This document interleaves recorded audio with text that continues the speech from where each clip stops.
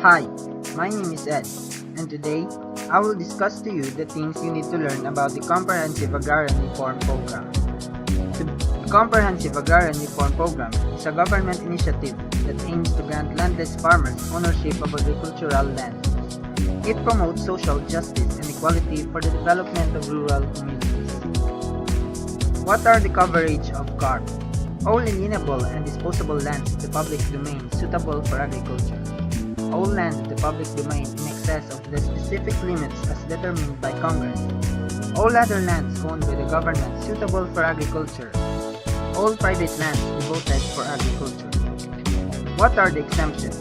Lands actually used and necessary for national defense, school sites, religious purposes, government research and quarantine centers. Landowners whose lands have been covered by Presidential Decree No. 27. Original homestead grantees still own the original homestead at the time of the approval of the law. Who were the qualified beneficiaries?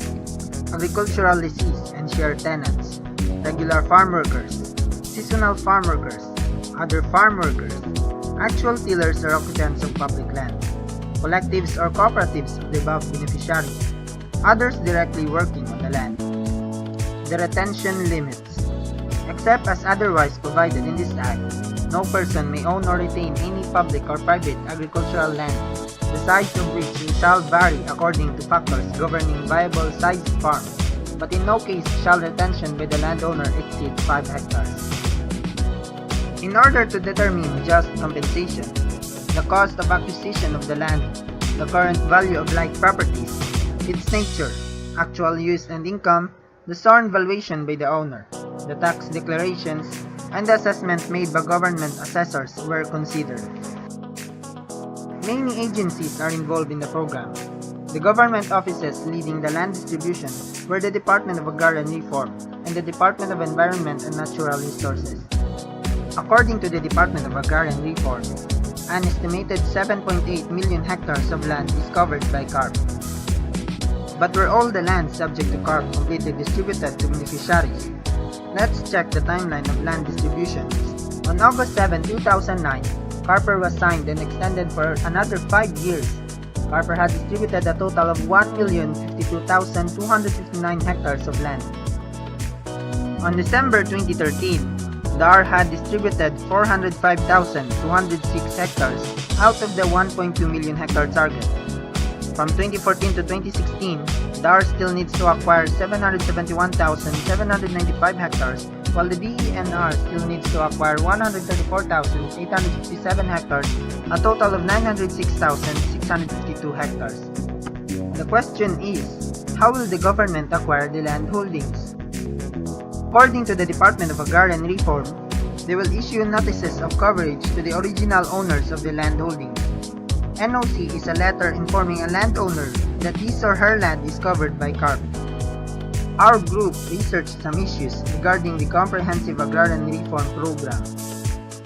First is the conflict in the distribution of land in Negros. This includes erroneous notices of coverage, snail-pace processing in land acquisition and distribution of land holdings, and dummy beneficiaries.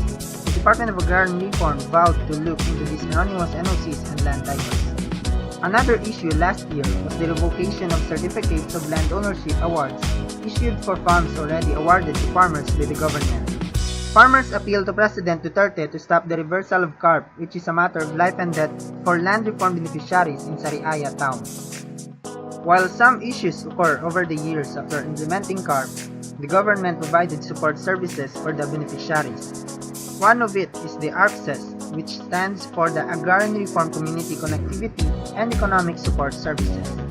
The project is DAR's strategic intervention to retain the awarded lands of agrarian reform beneficiaries through increased production and engagement in agri-based and related enterprises. The project has 5 major components, which include provision and common service facilities for production and processing, agri-technology and agri-extension services, business development services, credit facilitation, and land tenure improvement. And that ends our report about the Comprehensive Agrarian Reform Program. We hope that you learned something from our presentation. Thank you very much and have a pleasant day ahead. Created using Powtoon.